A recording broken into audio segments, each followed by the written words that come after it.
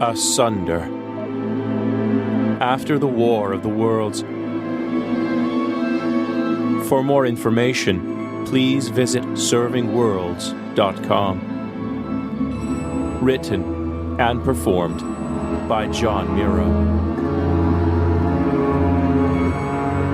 Marcus tracked pipes bracketed below the stairs and to the heavy wooden poles that supported the offices and living quarters above. He imagined the layout of the living quarters and followed the pipes until the majority disappeared into the ceiling. Above, Midway was a tightly built nest of roofed offices and living spaces which framed the boardwalks like a maze, and it was twice as confusing to place their location in Midway from below. "Officers Lou," Dr. Grace stage whispered. Marcus rolled his eyes. He couldn't do a single thing quietly, could he? Marcus paid the man no heed, and remained intent on tracking the sparse remaining pipes. "See?" The doctor pointed to another small cluster. "Those lead to the officers' showers." "How can you be so sure?" Hobe stopped talking and stared at the doctor. "Exactly," Grace preened. "Have you never met a girl you liked?" Hobe asked. There was no maliciousness in his voice, and no disgust, just honest, hard-headed failure to grasp the doctor's preferences. Marcus shushed them with a savage wave of his hand. Dr. Grace subsided with a grin and came forward, silently tracing pipes as they disappeared into the shadows. As one, both he and Marcus stretched their arms forward, pointing fingers at the same pipe. "Are we sure?" Lieutenant Burns asked. "Oh, yes, Lieutenant," Dr. Grace said, appearing behind the lieutenant's shoulders. "I'd be happy to guide you through the showers, too." Marcus flashed Grace a warning glare, while Burns did a magnificent job of blushing as he busied himself with his rifle. The group reached its destination in minutes more. On its finest setting, Burns's invader weapon quickly burnt a neat hole through the floor of Dr. Grace's laboratory and sleeping quarters. Burns insisted on being the first through, and after a moment inside the dark room, he returned to give them the all-clear.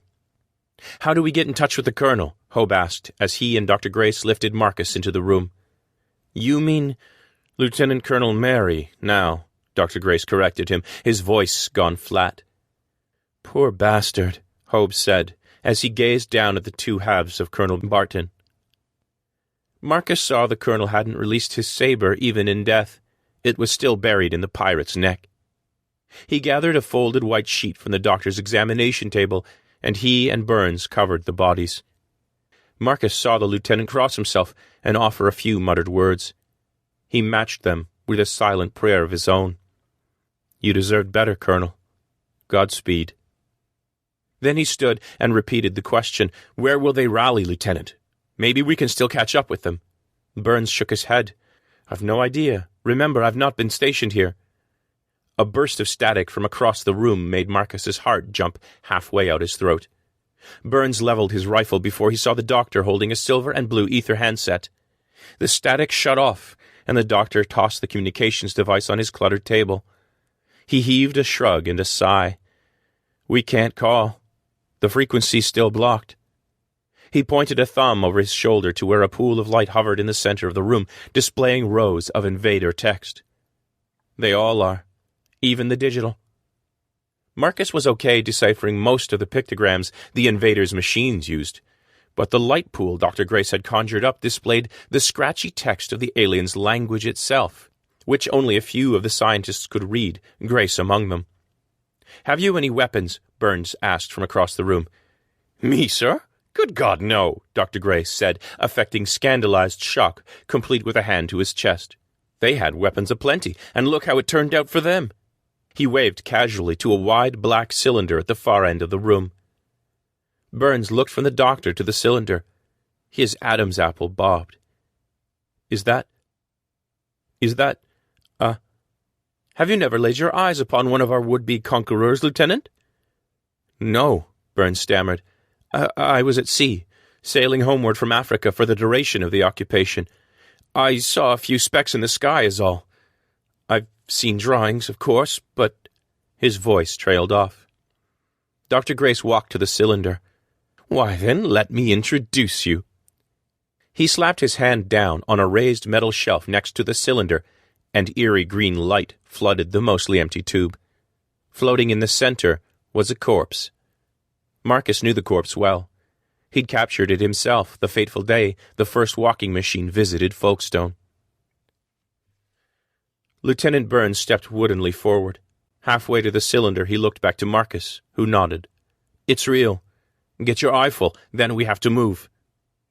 Marcus busied himself collecting samples and books which the doctor hastily pointed out, while behind him Owen Burns stood and stared.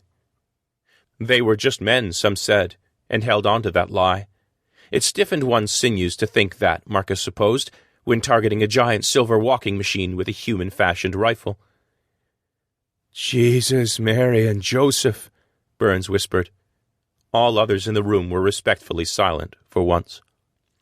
Marcus hadn't made his peace with God since the invasion, but he was still trying. Hobe had given up even trying, and Marcus didn't think Dr. Grace had ever kept any faith at all. But for Burns, all made allowances, and time for the soldier to come to grips. "We have to hurry, Doctor," Marcus told his friend quietly. "Focus your mind on the smallest of items, things we can run with, what is truly indispensable, please." The doctor nodded and circled the tables of the room, sweeping trays and journals into his bag with one elbow. "Those stringy things on the wrists, like flowers," Burns asked. "What are they?" "Tentacles," Dr. Grace called out, "like an octopus." Burns shuddered. "It's true. Nothing like that was ever born under earthly skies. It's hellish. Monstrous. Tosh," the doctor said distractedly. "I like to call them extraterrestrials," he said, and snapped his bag shut. "But pick whatever name you want." Burns stepped closer. "So that's what they look like, under the suits and helmets." "Way under," Marcus muttered. Burns cocked his head, the question clear in his face, but Dr. Grace answered before Marcus could. Their garments and headwear weren't merely armor. They looked to offer some protection from our atmosphere.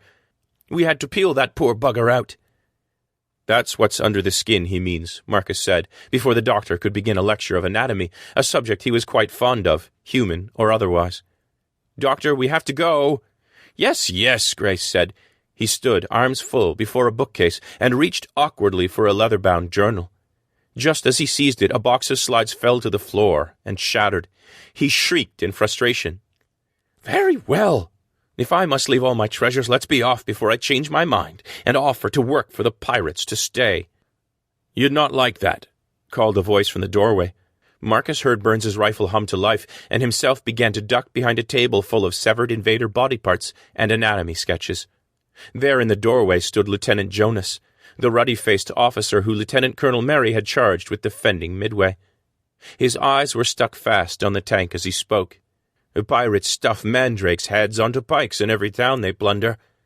They sew their mouths shut, full of their own—" "Hold your tongue, sir," Lieutenant Burns hissed over Jonas's numbed words, only then turning away from the tank. "Of course," Jonas said. "Forgive my rudeness. What defenses we had are fallen. I've been sent to bring the doctor aboard.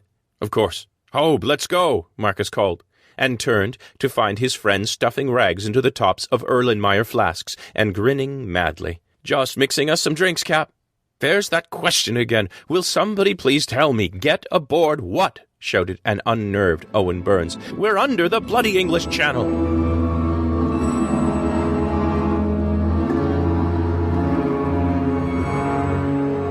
Marcus and Burns agreed speed was more important now than safety, and led the group back out onto the boardwalk instead of back down into the underbelly. Burns led the way, his alien rifle humming and ready to fire. "I really would like to know where we're escaping to," he whispered. Marcus took a look back. Hobe, then the good doctor, then Jonas in the rear, his own energy rifle at the ready. "It's not far," Marcus murmured, "and I rather think you should see it for yourself." "Oh, Marcus, I ought to warn you. There have been some new faces haunting the halls." "We know," Hobe groused at the doctor. "Scientists what took our jobs." The doctor drew a breath through his large red nose. "Yes, well, we've had some other late arrivals." Marcus quirked an eyebrow at the man, who snorted. "Politicians." Jonas made a rude sound. "Still got a use for those, do we?" "It's not just Brits, though," the doctor continued.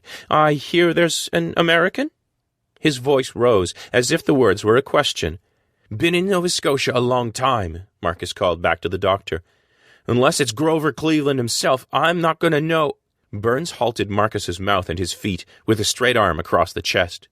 Marcus crouched, instantly on alert, and caught a flare of light arcing over the wooden roof of the building to the right of the boardwalk. Burns waved the group to retreat. Marcus racked his mind for the next quickest path through the maze to the hole in the cavern wall. More boots, not silent at all, pounded up the hall from behind them. "The doctor's machines are blinking," called a gruff voice. "He's close!" Trapped. Marcus swallowed hard and dug in his pockets for one of the special wooden matches the doctor had whipped up, something to aid the lamplighters caring for the officers' quarters, few of which had invader light panels installed. Strike everywhere, Dr. Grace had called them, and they were. He ran the match along the rough boarding of the building beside him, and it caught. He raised the Erlenmeyer flask in his other hand and lit the soaked rag hanging from the end. It caught easily. Marcus licked his lips and waved Hobe towards Lieutenant Jonas. 2 rifles and a handful of cocktails to defend against what sounded like the superior forces, fore and aft. Not the best odds Marcus had ever taken. Burns nudged his side. He looked over to see the lieutenant holding his pistol out, grip first. Marcus took the weapon with a shaking hand and nodded his thanks. "Steady now," he told himself, and cocked the pistol, awkwardly. "Steady." Halifax. Samantha. Robert. Lumbering shadows flickered into view on the planks. Too many shadows. He tightened the grip on the pistol and took aim. Heavy boots came closer. Deep breath, Marcus thought, running through the routine his father had taught him with a rifle and a tin can. The pirates were almost at the corner now. Their shadows loomed huge, the air full of their noise and the promise of killing. Let the breath halfway out. He could almost feel his pa's hand on his shoulder. A pirate laughed just around the corner. Chains clanked. Marcus waited till he saw the whites of their eyes before he squeezed the trigger.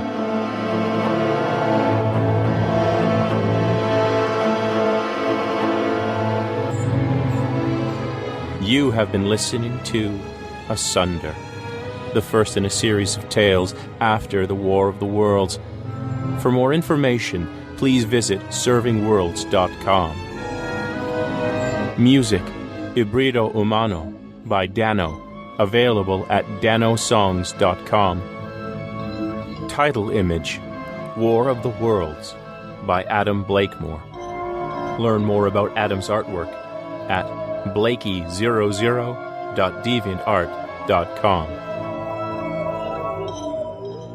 Thank you for listening.